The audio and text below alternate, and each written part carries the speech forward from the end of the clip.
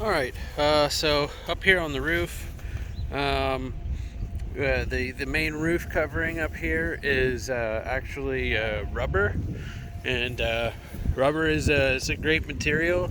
It's probably the longest lasting flat roofing material that you can get. Um, that being said, there does appear to be some issues with it. For one, the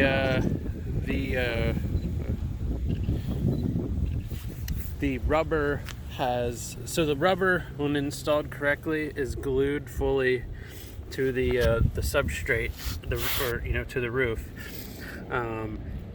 It probably was at one point, but it has since come loose. So you can, I shouldn't be able to push on it. It should be tight.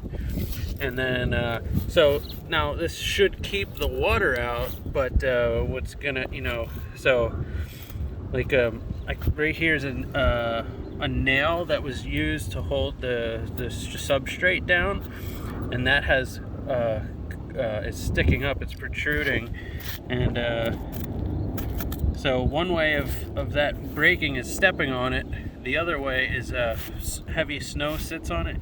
It could push through that rubber. It doesn't appear that it has done that in anywhere, but you could see these, here, here. I don't know. It might be. You could definitely see it there too. And that's all over, and so I worry about the longevity of the rubber being installed the way that it was. Also, I see that there was some repairs done here, and so whenever you repair rubber, you should use rubber to repair it. This repair has been done with an asphalt roll roofing, and asphalt and rubber do not, it's like oil and water. They just don't go together. The the roofing tar that's used to install flat asphalt roofing can actually eat at the rubber. So I would be concerned about the longevity of this repair. You can see that the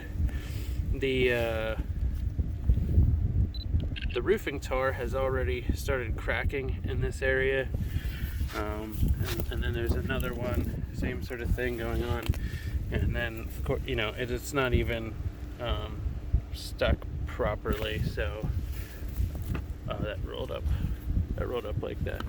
So yeah. That being said, I did not see any water damage inside. So when this was leaking at some point, I'm sure it was, which is why they did the repair. They fixed any water damage that happened inside. So it doesn't appear that there's any active leaks at the moment.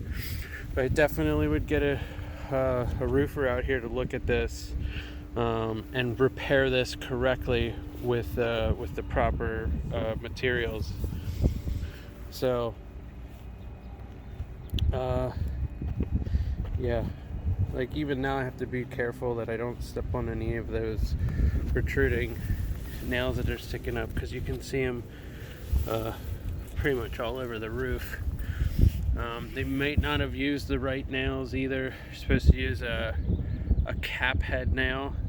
It's like a nail that has a big metal plate on top that holds the substrate. There's a special substrate that's typically used to install rubber roofs, and they might not have used the correct cap head nailing.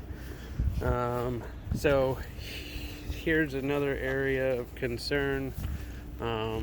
This really should have another piece of uncured rubber going along this seam here.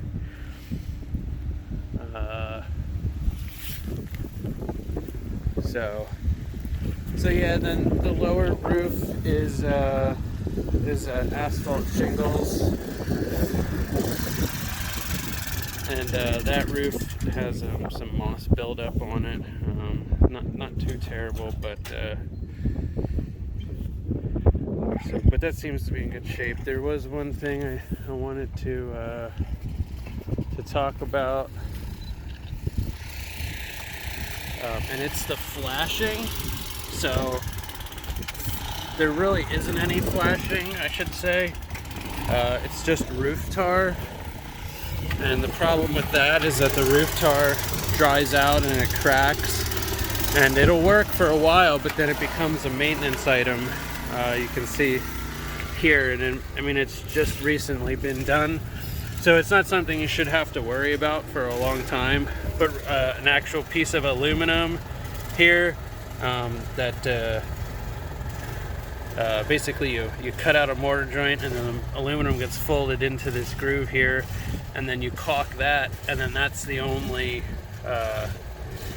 caulking or sealant used to keep the water out. So that would be an upgrade, but like I said, this will last for a while. So I just wanted to mention that.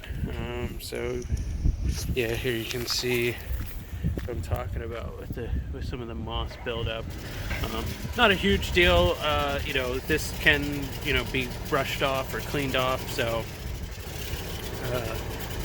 yeah, that's going to be about it.